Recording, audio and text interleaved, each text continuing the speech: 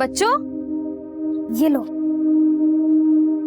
ये तुम्हारे लिए, तुम्हारे लिए, तुम्हारे लिए और ये तुम्हारे लिए। इसे खाकर राजा सेनेंदर जैसे बुद्धिमान बनो। लो हम तोड़ देते हैं।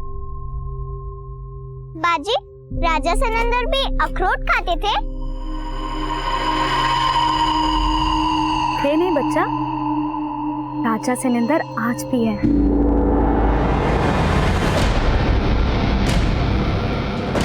न्याय के दाता और उनके शूरवीरता के चर्चे आकाश और पाताल लोक में बहुत चर्चित हैं, लेकिन वो रहते यही हैं, धरती लोक पर। धरती लोक पे? पर कहाँ? राजा सेनेंदर जब गश्त पे निकलते हैं ना, तो सारे दुष्ट कपटी ऐसे थर थर करके कांपते हैं उनसे, जैसे आंधियों पे पेड़ों पत्ते कांपते हैं ना, सर सर सर, एकदम वैसे। और राजा सेनेंदर के पास जो तलवार है, एक जादुई तलवार है। पर बाजी, राजा सेनेंदर की जादुई तलवार जादू क्या करती है?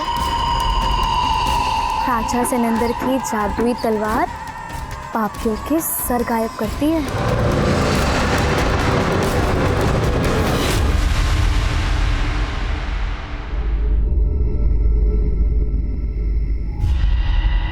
अगर 999 गुना 999 करना हो तो उसके आधार अंक यानी 1000 से 999 घटा दो तो कितना बचा? 1। और अब इस 1 को 999 से घटा दो तो कितना बचा?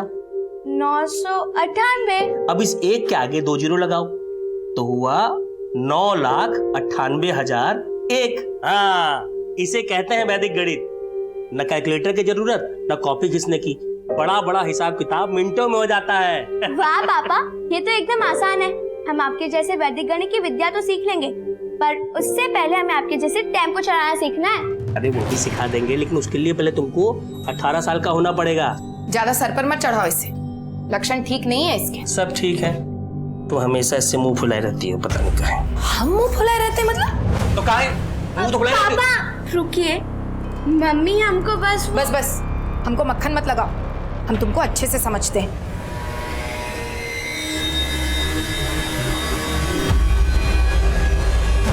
देखो बेटा, अपनी माँ की बात करना बुरा मत मानना। अरे नहीं पापा, अपनी माँ के बात का कोई बुरा थोड़ी मानता है।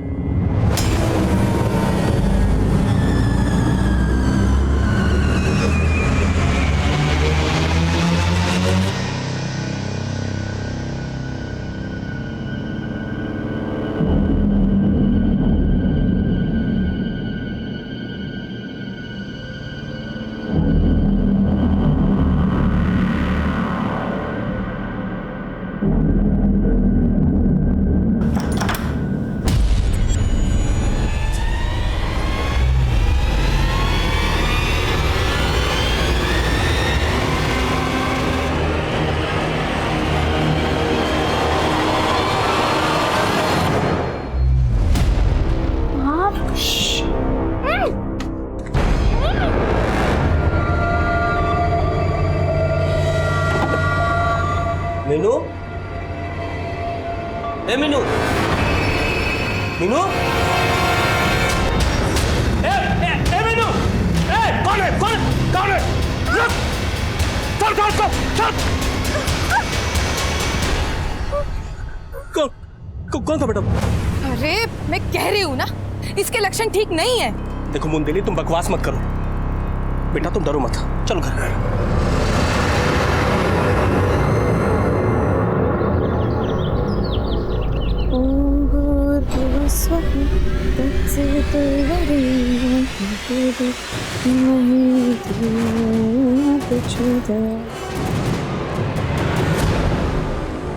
आप आ गए?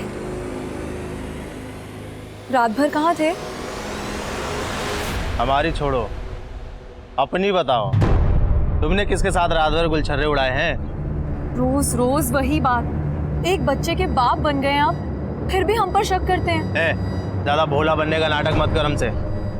हमें अच्छे से पता है क्या चीज है तू। आप हमसे ऐसे बात नहीं कर सकते। ऐसे ही कर सकते हैं, ऐसे भी कर सकते हैं। कुछ नहीं, सुनिए जी। क्या हुआ? सुनिए, कुछ नहीं बाबू, कुछ नहीं। ये बस करिए, काहे रोज रोज एक ही तमाशा करते हैं आप? राजा साहब, ये क्या रोज रोज का तमाशा लगा के रखे हो हैं? और बहू पर क्या हाथ उठाया? हमारा बीवी है, उसको मारते हैं तो आपको काहे मिर्ची लगता है? देखो, ये रुआब तब दिखाना जब कमाने का औकात हो जाए, समझे? सारा निकम्मा मुफ्त का खाता है और अकड़ राजाओं जैसा दिखाता है। राजा तो हम हइये हैं, हैं? और अपनी राजशाही पे आ गए ना तो सबको काट डालेंगे सबको। देख लेना है, निकल जा। देखना। काट डालेंगे, बड़ा आया काटने वाला।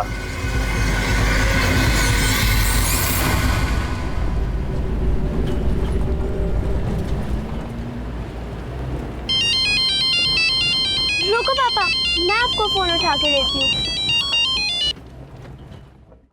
हेलो।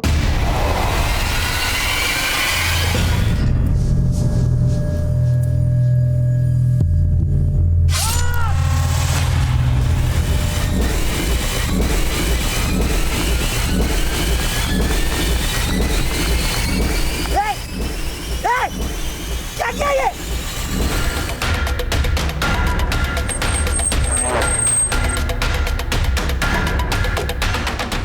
हमारे पति को मार डाला तूने। आप इसकी बोली शक्ल पे मत जाइए, इसने मारा हमारे पति को।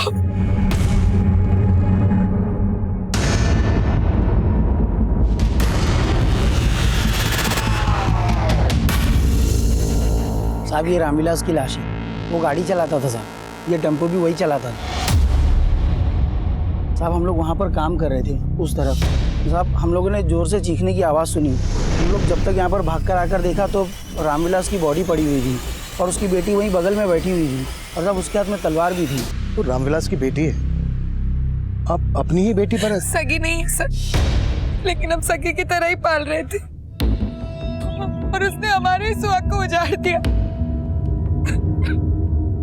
इतनी छोटी बच्ची एक आदमी पे अटैक करके उसका सर धड़ से अलग कैसे कर सकती है? आप उस लड़की को नहीं जानते सर, ये कांड उसने किसी के साथ मिलके किया होगा।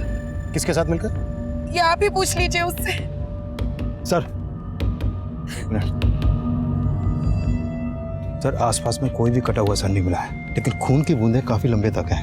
तो लगता है सर को पर्पसली गायब किया गया है। ये लोग बोल रहे हैं कि ये धड़ रामविलास का ही है। इनसे रामविलास का फोटो नहीं हो गया सर। बेटा ये सब जो बोल रहे हैं वो बात सही है? तो बेटा इनका कहना है कि आपने ही अपने पिता को मारा है। देखो बेटा बिल्कुल भी डरो मत, जो भी सच है बस वो बता दो।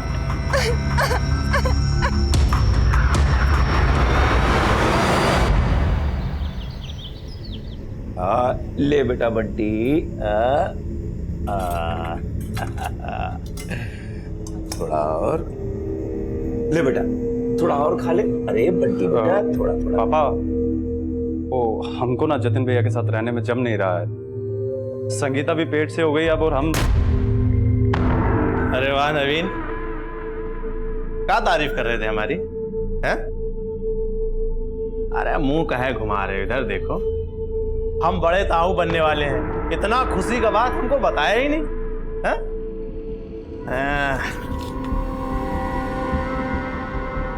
ये लो, अरे रख लो। क्या बोले थे? कमा के आओ फिर खाओ। अब हम मुफ्त का नहीं खाएंगे, हैं? कमाएंगे फिर खाएंगे। ये क्या बदतमीजी है? अरे काहे की बदतमीजी। ए भाई, बुढ़ाओं के लिए दूसरा खाना लेके आओ। वैसे भी साला हम तो जूठन खाने के लिए ही पैदा हुए हैं। जूठन खाने के लिए नहीं, खून पीने के लिए पैदा हुए हो राजा साहब, खून पीने के लिए। और हमको क्या बोलकर गए थे? काटने का धमकी देकर गए थे ना। अब ये किसका जेब काट कर आ रहे हो जो इतना पैसा उड़ा रहे हो? मीनू ने हत्या की नहीं आपने देखा, ना गांव के किसी और आदमी ने। कहीं ऐसा तो नहीं है कि सबके साथ मिलकर आप ये कोई कहानी बना रही हो? हम काहे कहानी बनाएंगे साहब? मीनू अगर आपकी और रामविलास की बेटी नहीं है तो फिर किसकी बेटी है? कौन है उसके माँ बाप? कहाँ है उसका घर बार? उसके घर बार का हमको नहीं मालूम, सब रामविलास जी ही जानते थे। करीब 2 साल पहले उसको लेकर आए थे यहाँ। ये मीनू है, वो हमारे पास क्लीनर नहीं था ना, तो सोचे इसको रख लेते हैं और ये अब यहीं रहेगी।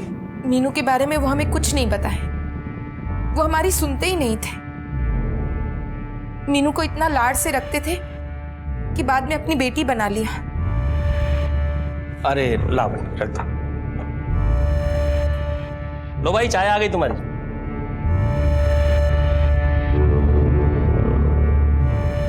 देखो अब ये भी आ गई तुम्हारा हाथ बटाने के लिए। देख बुंदेली, हमारे कोई संतान नहीं है, क्यों ना हम इसे गोद ले लें? बहुत अच्छी लड़की है ये।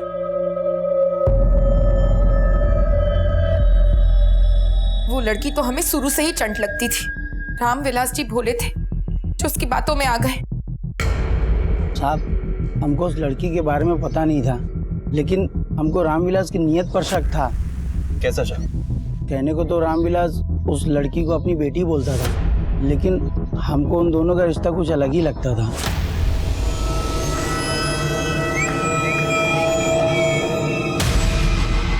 अच्छा, ये रामविलास मीनू को लाया कहाँ से था? साहब, मीनू कहाँ की है ये तो हमें नहीं मालूम, लेकिन पिछले 15 दिनों से एक आदमी लगातार यहाँ आ रहा था। मीनू को अपने साथ ले जाने की कोशिश कर रहा था और उस दिन रामविलास जी ने उस आदमी को धक्के मार के घर से निकाल दिया। आगे से दिखा तो काट कर देंगे। अब मीनू के साथ कोई रिश्ता नहीं तुम्हारा। भाग यहाँ से, भाग।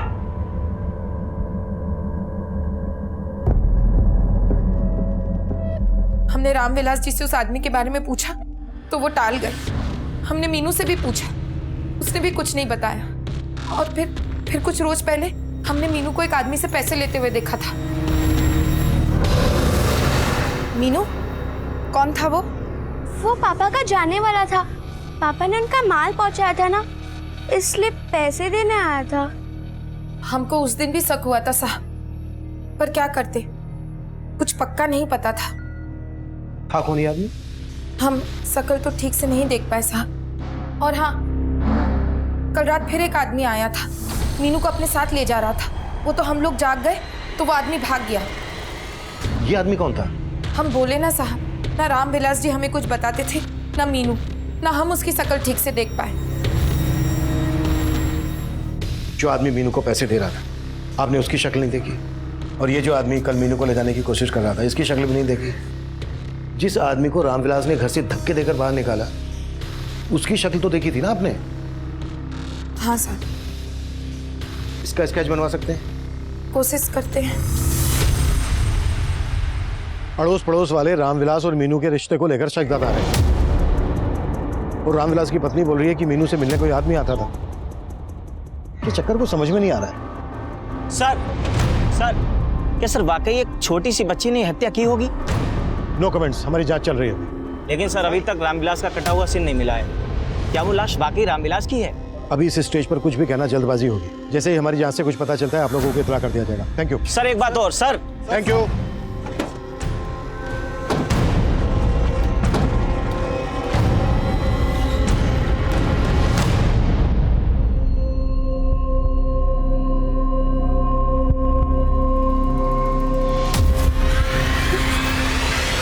अपने पापों का प्रायश्चित कर लो पहले, समझ गई ना?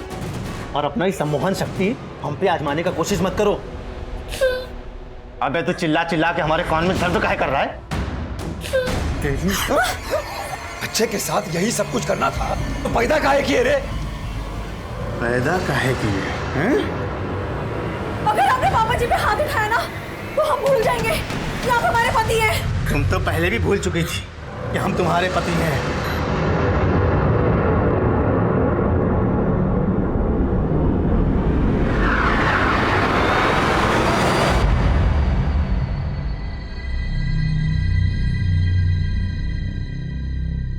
मीनू बेटा, आपको बिल्कुल भी डरने की जरूरत नहीं है।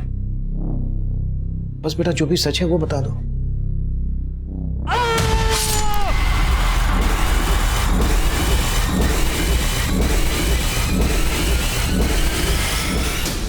कौन था वो? हमको नहीं मालूम।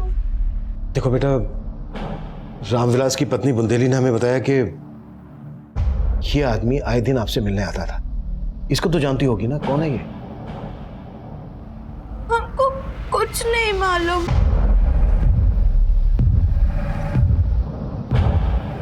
ओके बेटा, कोई बात नहीं।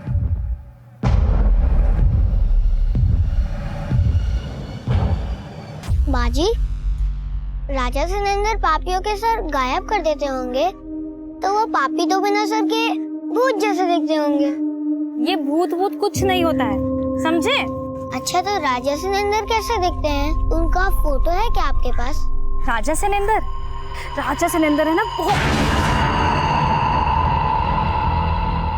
अच्छा बच्चों, अब बाकी ये कहानी है ना, हम आपको बाद में सुनाएंगे। अबे मेवे भी तो बेचने जाना है। अब आपको कहानी सुनाते हुए तो पेट नहीं भरेगा। बाद में मिलते हैं। हाँ, ये आदमी आए दिन मीनू से मिलने आ रहा था, ऐसा रामविलास की पत्नी बुंदेली का कहना है। और मीनू ने इस आदमी को पहचानने से इनकार कर दिया। मीनू ये भी नहीं बता रही है कि 2 साल पहले तक वो कहाँ थी, रामविलास उसे कहाँ से लेकर आया था।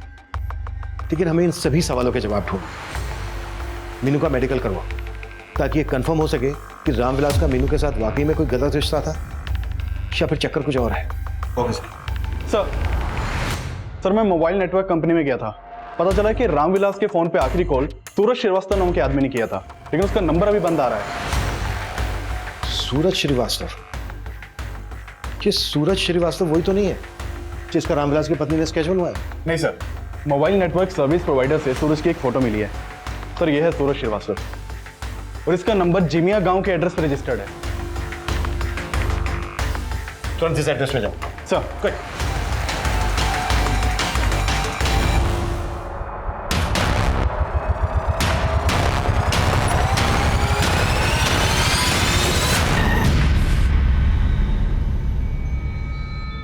ए भाई सुनो, ये सूरज श्रीवास्तव का घर है ना? जी सर, यही है श्रीवास्तव। कहाँ है वो? अब कहाँ ये तो नहीं मालूम, लेकिन भाड़े की गाड़ी चलाता है, कभी कभार ही आता है यहाँ पे। लेकिन हमने 2 दिन पहले उसे देखा था।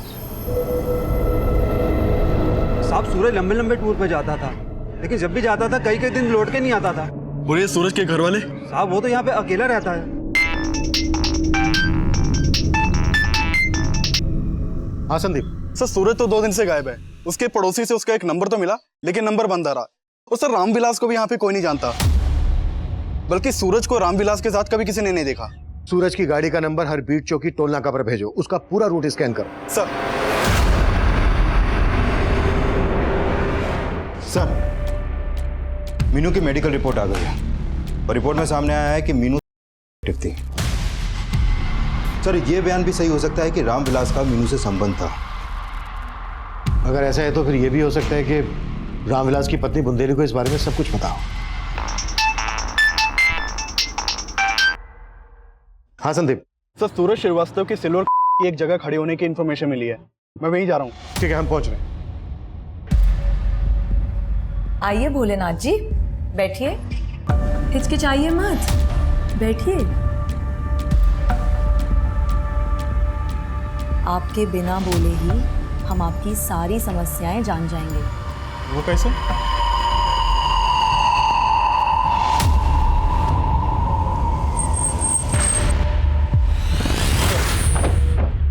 सर, ये सूरज श्रीवास्तव की गाड़ी है और यहाँ गाड़ी के नीचे कटा हुआ धड़ मिला है।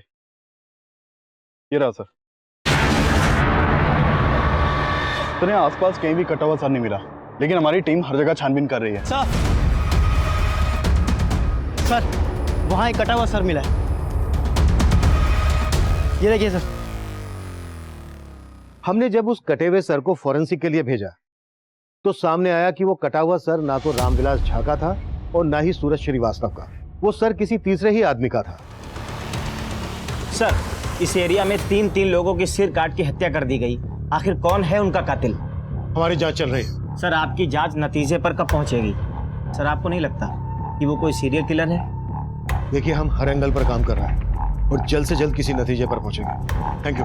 अच्छा सर, एक बात और। सर, जिस आदमी का स्केच रामविलास की बीबी बुंदेली ने बनवाया था उसकी पहचान हो गई है। सर, रामविलास के कॉल रिकॉर्ड में एक राजेश नाम के आदमी का नंबर मिला है। इस राजेश का फोटो इस स्केच से मैच करता है सर, लेकिन इसका फोन नंबर भी बंद है। इसका नंबर किस एड्रेस पर रजिस्टर्ड है? सर मोतिया गांव के एड्रेस पर रजिस्टर्ड है इसका नंबर। मैंने मोतिया गांव पुलिस को इसके एड्रेस पर भेजा है। और सर सूरज के कॉल रिकॉर्ड में एक नीलिमा नाम की औरत का नंबर मिला है। सर ये सूरज नीलिमा को काफी कॉल करता था। सर हो सकता है नीलिमा से मिलकर सूरज के बारे में कुछ पता चले।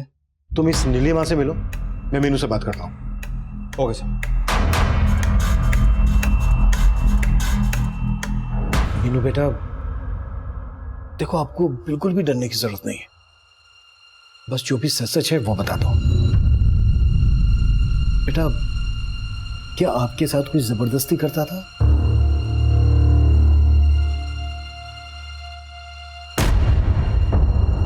बेटा क्या आपके साथ जबरदस्ती रामविलास? नहीं, वो मेरे सगे पापा थे। बेटा रामविलास आपके सगे पापा थे, तो फिर आपकी माँ कौन है?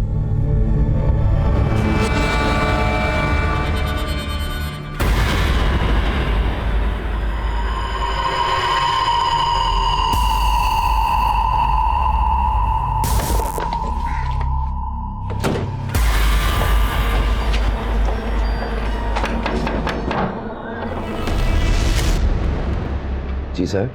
नीलिमा से मिलना है हमें।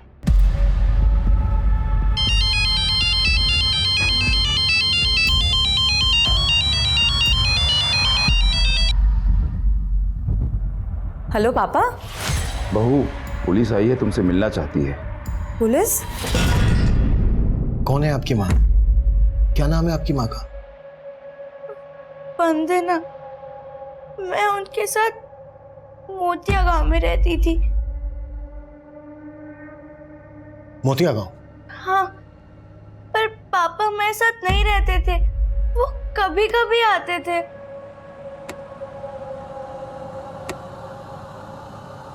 दो साल पहले मेरी माँ गुजर गई, मैं मामा के साथ रहने लगी, लेकिन मेरे मामा मेरे साथ। मीनू बेटा, तो आपके मामा आपके साथ ये गंदा काम करते थे?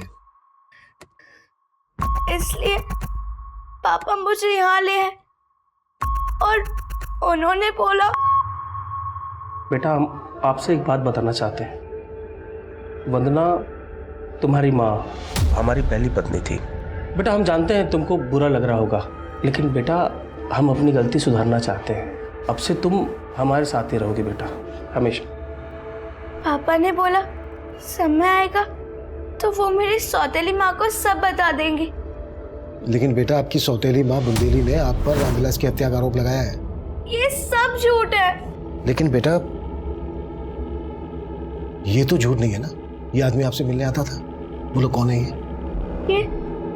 ये मेरे मामा है और यही आकर मुझे ले जाने की कोशिश करते थे।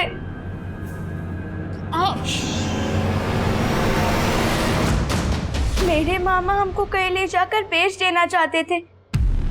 आपने इस बारे में हमें पहले तो कुछ नहीं बताया। हमें समझ नहीं आ रहा था। मीनू कहीं ऐसा तो नहीं है कि तुम्हारे मामा ने ही तुम्हारे पापा को? नहीं, वो कोई और था। कौन था वो?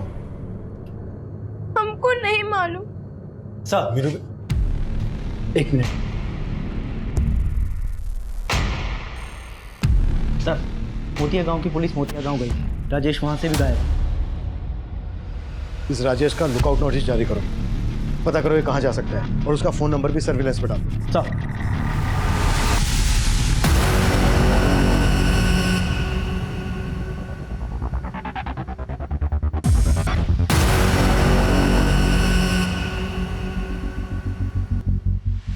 इतना टाइम हो गया, नीलिमा आई क्यों नहीं अभी तक? 20 मिनट में आएगी ऐसा बोला था, आ जाएगी साहब। पर आप लोग कुछ बता क्यों नहीं रहे? संदीप फोन लगाओ नीलिमा को। सर।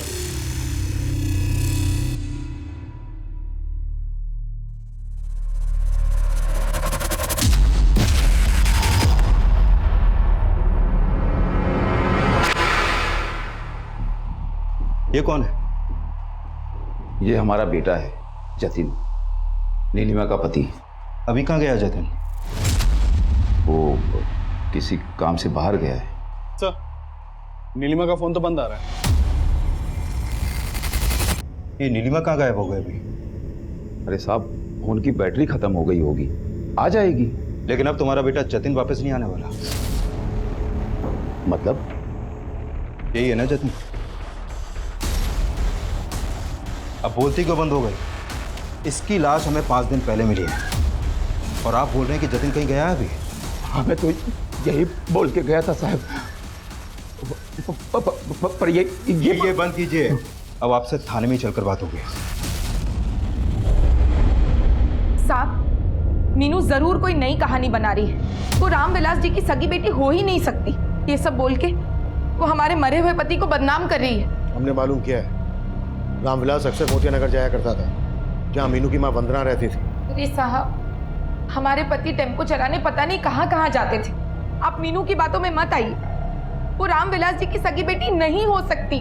वो तो हम डीएनए से पता लगा लेंगे, पर कहीं ऐसा तो नहीं है कि तुम इस बारे में सब कुछ जानती थी और इसी बात का बदला लिया तुमने रामविलास से? नहीं साहब, हमें कुछ नहीं पता था। हम आपसे कह रहे हैं ना, मीनू झूठ बोल रही है। सर, जो कटा हुआ सर और धड़ में मिला था वो नीलिमा के पति जतिन का था। What? और नीलिमा कहाँ है? सर, नीलिमा कहीं गायब हो गई है, लेकिन मैं उसका पता लगवा रहा हूँ। अभी तो मैं जतिन के फादर और उसके छोटे भाई को थाने ला रहा हूँ। एक एक करके राजा सैनेंद्र ने कई सारे पापियों का संहार कर दिया। संहार कर दिया मतलब? संहार यानी उस दिन बताया था ना, राजा सैनेंद्र है ना, पापियों को मृत्यु लोक पहुंचा देते थे। मृत्यु लोक? ये कहाँ होता है? मृत्यु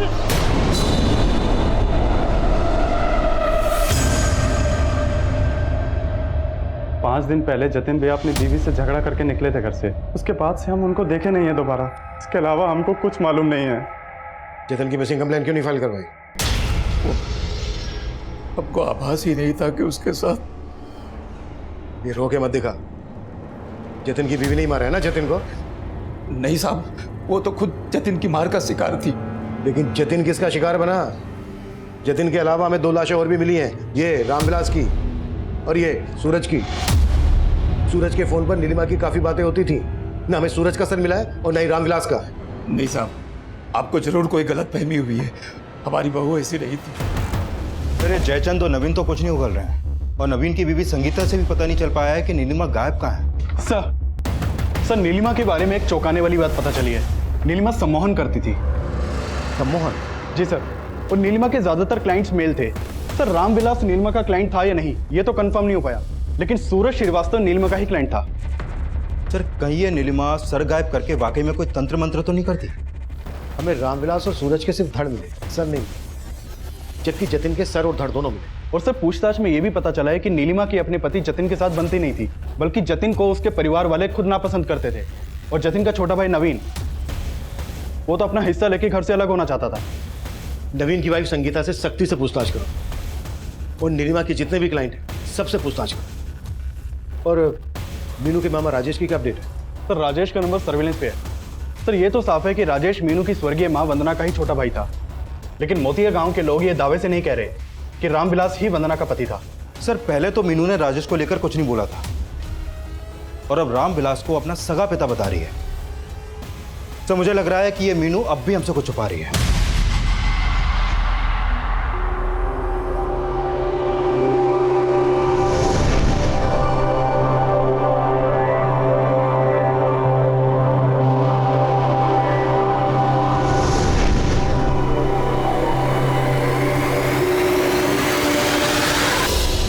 नीलिमा ने आखिरी फोन आपको किया था। अब ये बताओ नीलिमा कहाँ है? वो सर, हम उसको अपने घर का वास्तु ठीक करने के लिए कह रहे थे बस। हाँ साहब, वो सम्मोहित ही करती थी। हम तो उससे साहब वो ज्ञान व्यान समझ के मिलते रहे, लेकिन वो औरत साहब एकदम कपटी है। तुम्हारे साथ क्या कपट किया उसने? नीलिमा के सम्मोहन ज्ञान के बारे में तेरे से बेहतर कौन जानता होगा जयचंद? हाँ साहब, वो लोगों की समस्याओं का निवारण किया करती थी। उनके कपड़े उतार के, और उसके बाद उनके सर धड़ से अलग कर देती थी। नहीं साहब, आपको जरूर कोई गलतफहमी हुई है। किसी ने कान भरे हैं आपके। पता है तेरी छोटी बहू संगीता ने इस बारे में क्या कहा है? साहब मुझे नहीं पता उन्होंने क्या किया, लेकिन जेठ जी को लगता था कि उनका बच्चा उनका नहीं है। मतलब कि उनको शक था कि नीलिमा का हमारे ससुर जी के साथ। नहीं नहीं साहब, वो झूठ बोल रही है। अब तो हम दावे के साथ कह सकते हैं कि नवीन ने ही जतिन को मारा है और अब वो हमें फंसा रही है। दरअसल वो दोनों अपना हिस्सा लेकर अलग होना चाहते थे और हमने उन्हें अलग नहीं होने दिया, इसलिए अब वो हमें अंदर करवाने की चाल सोच रहे हैं। देख जशन, नीलिमा के बेटे का डीएनए हम तेरे डीएनए से मैच करवाएंगे, इसलिए बोल रहा हूँ जो भी सच है बता दे, बाद में बहुत तकलीफ होगी तुझे। उसका बेटा तेरा ही है ना? हाँ जी, लेकिन साहब अब सफाई मत दे। नीलिमा ने रामविलास का सर गायब किया, सूरज का सर गायब किया, जतिन को मारा। ये बोल इस सब में तू भी उसके साथ शामिल है ना? नहीं साहब, बिल्कुल नहीं। नीलिमा कहाँ है ये बोल। हमको नहीं मालूम साहब।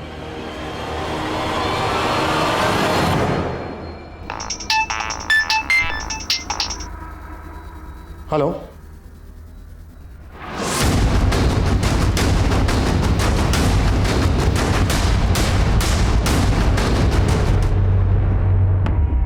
सर नीलिमा का फोन इसी एरिया में बंद हुआ था।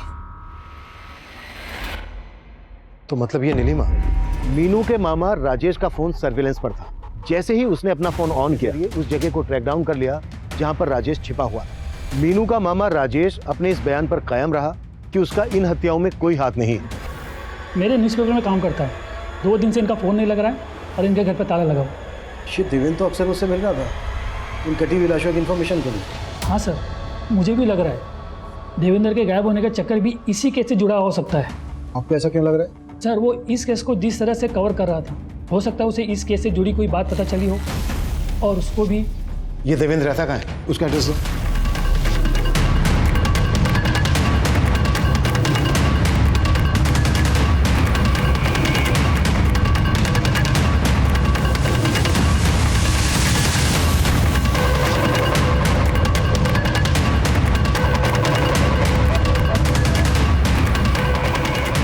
सर अंदर ये एक फाइल मिली है, इसमें कई सारे लोगों के फोटोज हैं और उनके नाम भी लिखे हुए हैं। विनोद मिश्रा, सुबोध अग्रवाल, सूरज श्रीवास्तव, रामविलास झा, नीलिमा त्यागी, इन सब का सर राजा सरिंदर ने गायब किया। लेकिन सर इसमें जतिन त्यागी का कोई फोटो नहीं है। और इसमें जो बाकी के फोटो हैं जिनको हम नहीं जानते, ये लोग कौन है और ये फाइलें देवेंद्र के यहाँ क्या कर रही हैं? तो सर ये राजा सैनिंदर।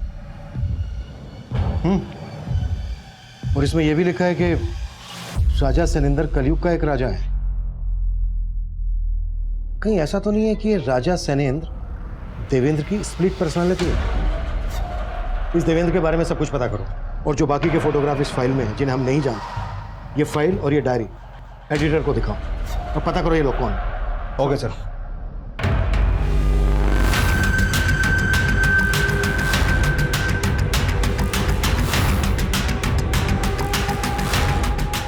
सर ये 28 लोगों के फोटोग्राफ्स हैं।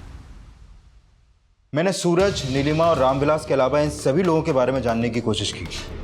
सर इनमें से 13 लोगों की मिसिंग कंप्लेंट सिवान जिले के अलग अलग थाने में दर्ज हुई थी और बाकी के बारे में कोई इन्फॉर्मेशन नहीं है सर। यानी सब गायब। और इस फाइल में लिखा है कि राजा सैनेंद्र ने सबके सर गायब कर दिए। इस राजा सैनेंद्र से जुड़ी कोई इन्फॉर्मेशन मिली? सर फिलहाल ना तो राजा सैनेंद्र से जुड़ी कोई इन्फॉर्मेशन मिली है और ना ही इस देवेंद्र के बारे में कुछ पता चला है। लेकिन सर सिवान जिले में 13 लोग जहां जहां से मिसिंग हुए थे वहां पर हमारी पूछताछ जारी है। राजेश और राजा काफी सिमिलर है। कहीं ऐसा तो नहीं है कि राजा राजेश का निकनेम है और देवेंद्र का भी इसके साथ कोई कनेक्शन है? साहब हम सच कह रहे हैं, हम किसी देवेंद्र को नहीं जानते और ये राजा वाजा निकनेम हमारा नहीं है। हेलो,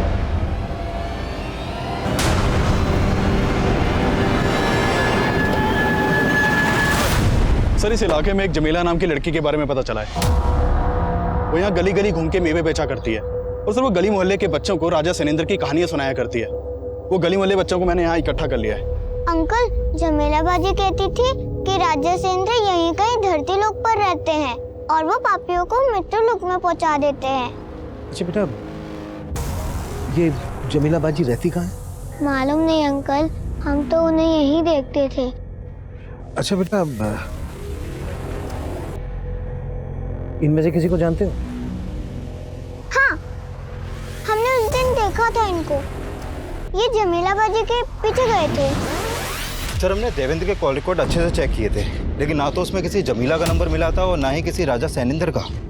इस राजा सैनिंदर का हिस्ट्री में भी कोई जिक्र नहीं है, लेकिन इस राजा सैनिंदर का जमीला, देवेंद्र और इस केस से जुड़े विक्टिम से कोई ना कोई कनेक्शन जरूर है। सर मैंने इन सभी सस्पेक्ट के बैकग्राउंड खंगाले, जो भी सामने आया उससे तो यही लग रहा है कि ये राजा सैनिंदर सिर्फ देवेंद्र और जमीला से ही कनेक्टेड है। अब तक हम राजा सैनिंदर को देवेंद्र की स्प्लिट पर्सनैलिटी मान रहे थे, कि जमीला बच्चों को राजा सैनिंद्र के किस्से क्यों सुनाती थी।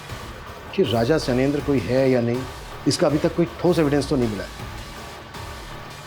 लेकिन किसी भी सस्पेक्ट की ऐसी कोई इंफॉर्मेशन मिली है जो राजा सैनिंद्र जैसी ही अजीब हो, जो इस अजीब से केस से ताल्लुक रखती हो। सर एक बात है,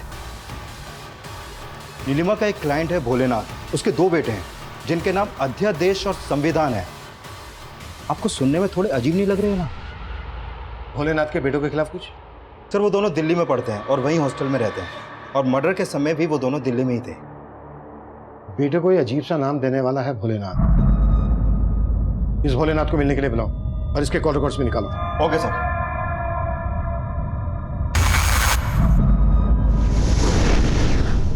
ये जानता है इसको?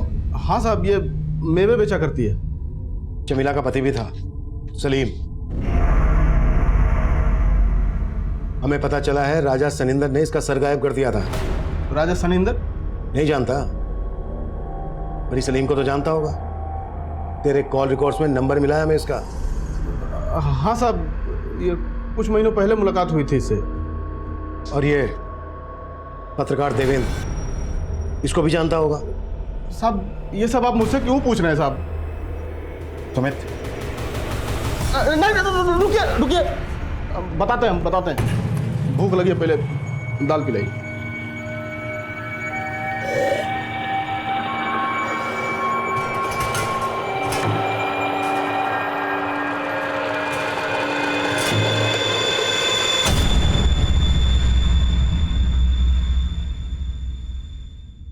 भर गया साहब पेट। चलिए दिखाते हैं कहाँ है राजा सैनिंदर।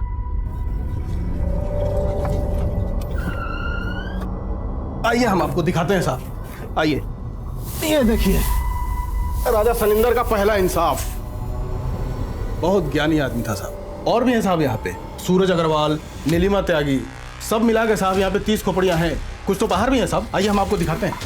ये देखिए, ये देखिए, ये देख रहे हैं, एक इधर लटक रही है। यहाँ बहुत है, ढेर सारे हैं। इन सब का ये हाल राजा सैनिंदर ने ही किया है। तो तू है राजा सैनिंदर? हाँ साहब, जब हम बच्चे थे ना तो सब बोलते थे हम मंदबुद्धि हैं। मतलब जवानी तक हम सुनते रहे सबको। और वो विनोद मिश्रा मतलब जहाँ देखे हमको बेइज्जत करे, हर जगह नीचा दिखाता रहे। एक दिन उसका गला ही काट दिया हम।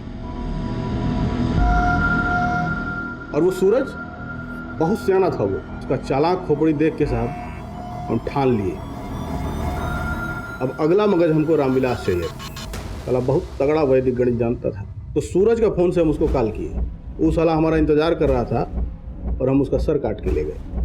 सम्मोहन ज्ञानी, नीलिमा बहुत प्रभावित थे साहब उसके ज्ञान से भी।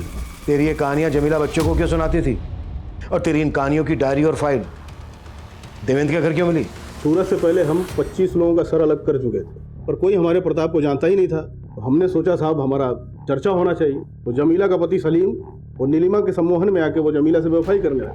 वो जो बच्चों को कहानियां सुनाती थी ना साहब राजा सैनिंदर की, वो हम ही है। सोचे थे कभी किताब में छपवाएंगे। साला वो देवेंद्र जमीला के पीछे पड़ गया था। मुझे तुमसे कुछ राजा सैनिंदर के बारे में बात करनी है। लेकिन हमें आपसे कोई बात नहीं करनी। उसको शक हो गया था साहब हम पे। अब इससे पहले कि वो हमारा चिट्ठा खोलता, हम उसका सर भी गायब कर दिए और धड़ दिए। जमीला कहाँ है? साहब उसको छोड़ते तो हम फंसते, तो देवेंद्र के साथ उसको भी हम गायब कर दिए। जतिन त्यागी, उसको भी हम ही ने मारा। साला उधार लिया था हमसे, दे ही नहीं रहा था तो मार दिया। उसके मगज का सुख हमारे किस काम का? इसलिए आपको उसका सर भी मिल गया और धड़ भी कर दिया उसका भी इंसाफ। अब तेरा इंसाफ भी होगा।